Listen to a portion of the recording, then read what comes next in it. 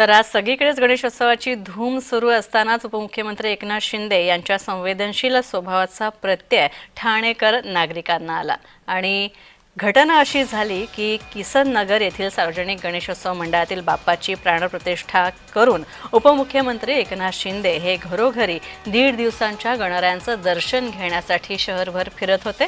तर संध्याकाळी त्यांचा ताफा घोडबंदर रोडवर आला होता आणि त्यांना एका तरुणाची बाईक घसरून रस्त्याच्या कडेला पडली होती असं दृश्य दिसलं।